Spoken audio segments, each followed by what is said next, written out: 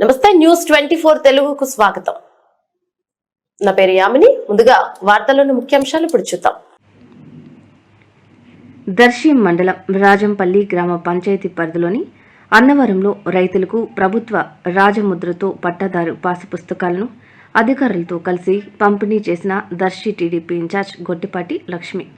ఈ కార్యక్రమంలో దర్శి మండల తహసీల్దార్ ఎం శ్రవణ్ కుమార్, మాజీ శాసనసభ్యులు నారపుశెట్టి పాపారావు, టీడీపీ యువ నాయకులు Kadiyala Lalith Sagar, Darsi municipal chairman Narapusetti Pichaiah, Darsi AMC chairman Daram Nagaveni Subbarao, స్థానిక నాయకులు ఉన్నారు. ఈ సందర్భంగా గొట్టిపాటి లక్ష్మి మాట్లాడుతూ, రాజముద్రతో పట్టదారు పాసు పుస్తకం రైతులకు నిజమైన స్వేచ్ఛ అని, ఈ పాసు పుస్తకం ద్వారా రికార్డులు తారుమారు చేసే అవకాశం ఉండదని, కాబట్టి రైతులు ధైర్యంగా ఉండవచ్చునని తెలియజేశారు. జనం ఆస్తులపై జగన్ బొమ్మలు ఇక ఉండవు. ఆంధ్రప్రదేశ్ రాష్ట్ర ప్రభుత్వ రాజముద్రతో మాత్రమే పాసు పుస్తకాలు ఉంటాయని తెలియజేశారు. ఈ కార్యక్రమంలో దర్శి మండల టీడీపీ అధ్యక్షులు మారెళ్ల వెంకటేశ్వర్లు, రాజంపల్లి గ్రామ పార్టీ అధ్యక్షులు తోట ఏడుకొండలు, గ్రామ నాయకులు, రైతులు, ప్రజలు తదితరులు ఉన్నారు.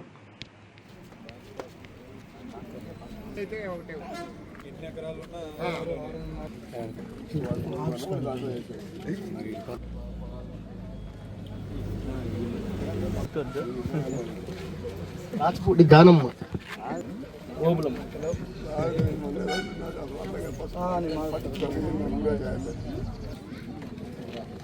గుంటు విజయమ్మ,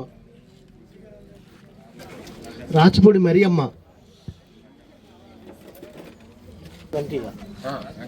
చూడమ్మ ఒకసారి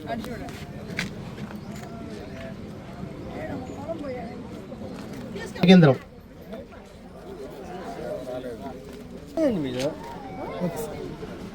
ముందుగా ఈ కార్యక్రమానికి విచ్చేసిన పాపారావు గారికి, పిచ్చయ్య గారికి, దారం సుబ్బారావు గారికి, మారెళ్ళ వెంకటేశ్వర గారికి, ఎంఆర్ఓ గారికి, లలిత్ సార్ గారికి, ఇక్కడ ఉన్న అందరికి ప్రజలందరికీ కూడా పేరు పేరున నా నమస్కారాలు.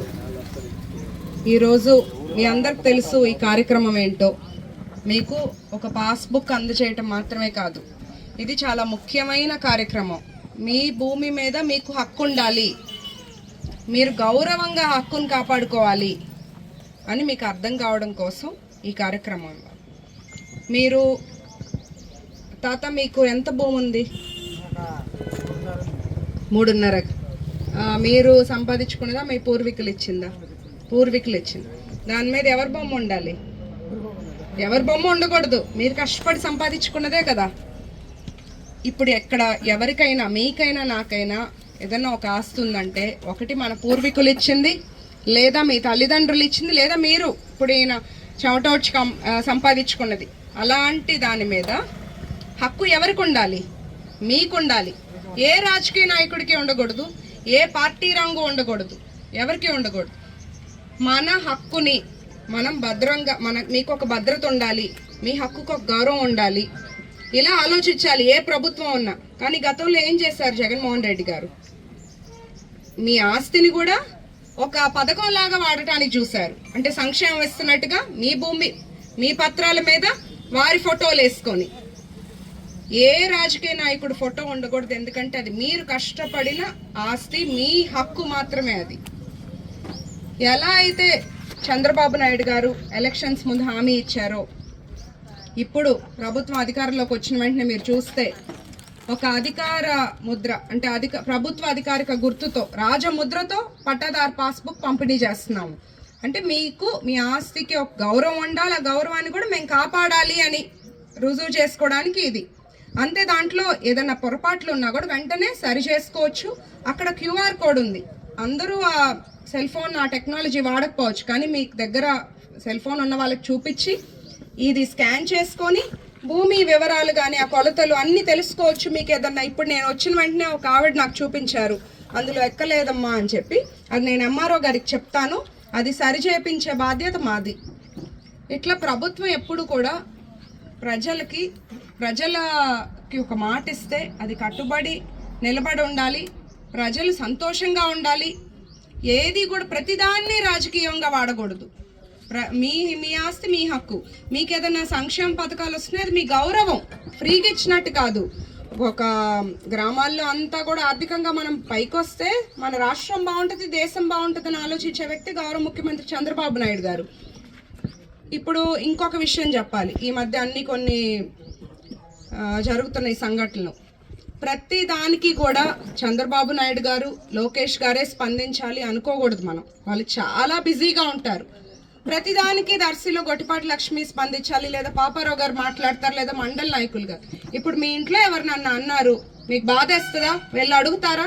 అట్లాగే మనం కక్ష సాధింపులు వద్దు, విధ్వంసాలు, ఆ గొడవలు వద్దు, కానీ తిప్పి కొట్టండి వాళ్ళు చేసే చెడు ప్రచారాలు, తప్పుడు ప్రచారాలు. ప్రజల్ని ఎట్లా గత 5 ఏళ్ళు మభ్యపెట్టి మోసం చేశారు, అవి తిప్పికొట్టండి. మీరు ఇంటి దగ్గర 10 మంది కూర్చుంటే వాళ్ళకి చెప్పండి, చూడు ఇలా చేస్తున్నారు, ఇప్పుడు చూడు మనం ఎంత ప్రశాంతంగా ఉన్నాం. ప్రతి ఒక్కరు మాట్లాడాలి, మంచి చేసే ప్రభుత్వాన్ని మనం అందరం గుర్తించాలి.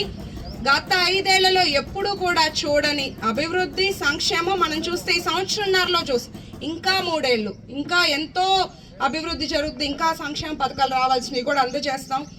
ఇలా ఇంత మంచి పనులు చేస్తున్న ప్రభుత్వానికి మన సహకారం ఎప్పుడు ఉండాలి. ప్రభుత్వం కొనసాగాలి. మన రాష్ట్రం మళ్ళీ బాగుపడాలంటే కనీసం 10-15 ఏళ్ళు మనం అధికారంలో ఉంటేనే ఆ విధ్వంసం నుంచి బయటకు వచ్చి మనం మన ఒక్కరి గురించి ఆలోచించకూడదు. చంద్రబాబు నాయుడు గారు ఎట్లంటే, ఇప్పుడు అందరూ ఎలా ఉంటారు, నేను బాగుంటే చాలు, నా పిల్లలు బాగుంటే చాలు అని. చంద్రబాబు నాయుడు గారు నా రాష్ట్రం బాగుండాలి, వచ్చే 20 ఏళ్ళలో నా స్టేట్ బాగుండాలి. అలా మనం కూడా మన పిల్లలు బాగుండాలి, వాళ్ళ పిల్లలు బాగుండాలి, అంతా మంచి జరగాలి, మంచి నాయకుడిని ఎన్నుకోవాలి. మనతో ఎప్పుడు ఇక్కడ ఎవరు అందుబాటులో ఉంటున్నారు, ఎవరు మనకు పనులు చేసి పెడుతున్నారని మీరు కూడా కాస్త గమనించండి. మీరు ఇప్పటిదాకా నన్ను ఎంతో బాగా అభిమానంగా నాతో ఉన్నారు, మా లక్ష్మి అంటూ ఉన్నారు. ఇదే అభిమానం మీకు ఎప్పుడు మీ అభిమానం నా మీద ఉండాలి, మీ ఆశీస్సులు ఉండాలి. నేను మరింత కష్టపడతాను, ఇంకా కష్టపడతాను. ఇక్కడ నిలిచిపోయిన ప్రాజెక్టులు కానీ ఎవరికైనా ఏమైనా ఇబ్బందులు ఉన్నా నేను చేసి పెట్టడానికే చూస్తున్నాను. ఈ కార్యక్రమానికి విచ్చేసిన అందరికీ కూడా పేరు పేరున ధన్యవాదాలు.